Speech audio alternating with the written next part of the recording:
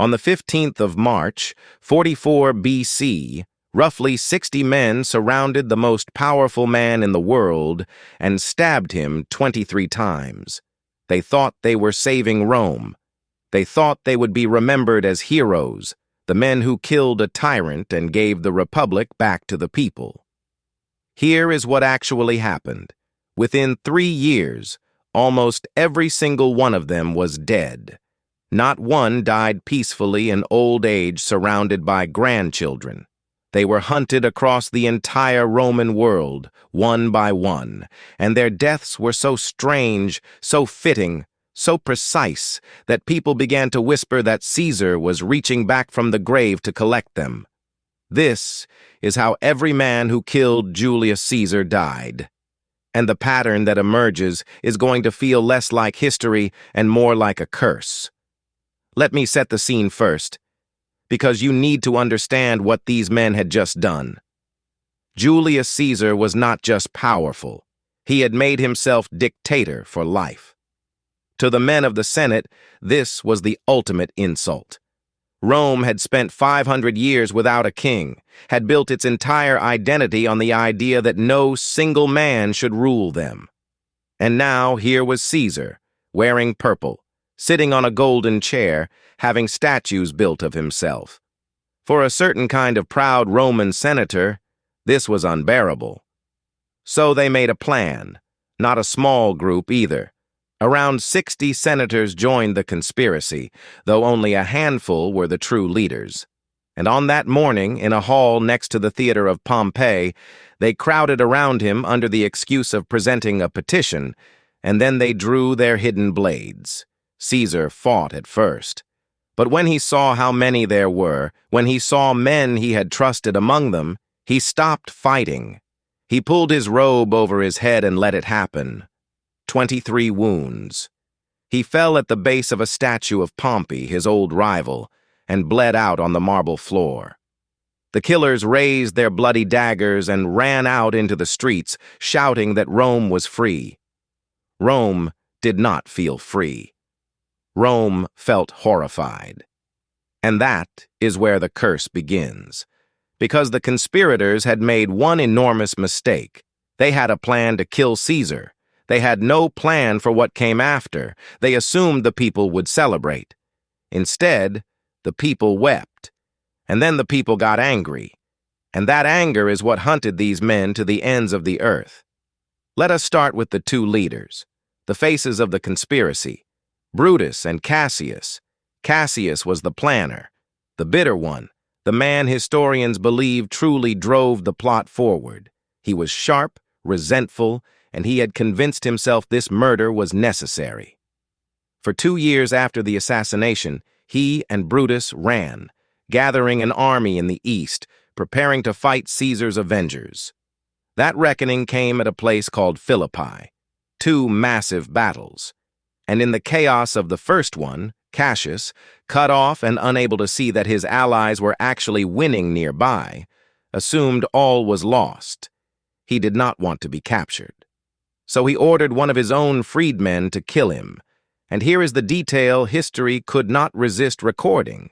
He died by the very same dagger he had used to stab Caesar. The same blade. The weapon that opened the wound came back around to close the story. Then there is Brutus, the famous one. The man Caesar supposedly looked at as he died. Brutus was the reluctant hero of the story, the noble one.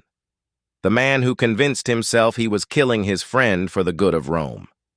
The conspirators needed him because he had a respected name, and that name gave the murder a coat of honor it did not deserve. Brutus survived the first battle at Philippi, but at the second, his forces were shattered. He escaped into the hills with a few companions, and by the next morning he understood there was no escape and no future.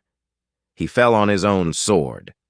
The two leaders of the conspiracy, both dead by suicide, both within 2 years, both at the same cursed battlefield.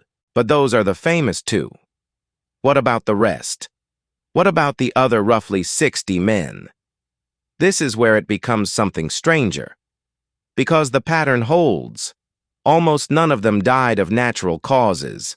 There was Decimus Brutus, a different Brutus, one of Caesar's most trusted generals, a man Caesar treated almost like a son. That betrayal was especially bitter. After the assassination, Decimus tried to run for his life across the empire. He was captured by a local chieftain, loyal to Caesar's side, and executed on the spot. Trust betrayed, then life ended by a stranger far from home. There was Trebonius, the man who had one job during the assassination.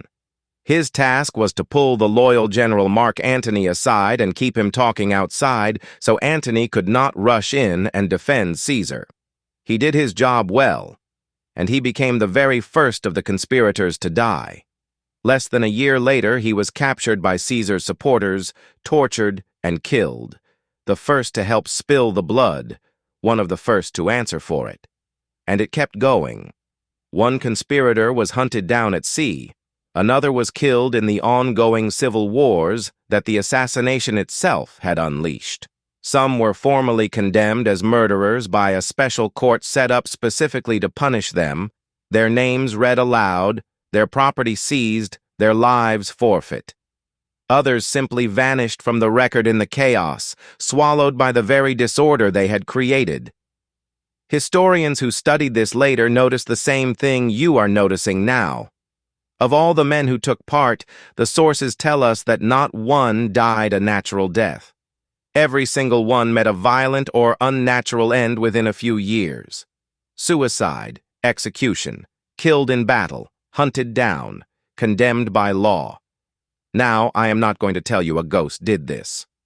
There is a rational explanation, and it is almost more chilling than a curse. The conspirators killed Caesar to save the Republic, but by killing him, they destroyed the last thing holding Rome together. They plunged the entire Roman world into more than a decade of brutal civil war, and in that war, the men with Caesar's name and Caesar's loyalty won. Caesar's adopted son, a cold and calculating young man named Octavian, made it his personal mission to hunt down every last one of the killers. He would later become Augustus, the first Roman emperor. The very thing the senators killed Caesar to prevent, one man ruling Rome as king in all but name, is exactly what their actions created. That is the terrible irony at the heart of this story. They murdered a man to stop Rome from having a king, and in doing so they gave Rome its first emperor, and an empire that would last 500 years. So the curse was real, in a way. Not magic. Something worse. It was consequence. These men lit a fire believing it would warm the Republic, and it burned every one of them alive, and it burned the Republic down with them. So here is what is worth thinking about. 60 men, convinced they were on the right side of history, convinced they were heroes. And history remembers them not as liberators, but as the men who killed the Republic trying to save it, and who were erased one by one for it. If you had been in that Senate, and everyone around you was reaching for a blade, and refusing might mark you as an enemy too, would you have joined them? Tell me in the comments. And if you want to see what it was like to live through the worst place in all of history, that video is on the screen right now.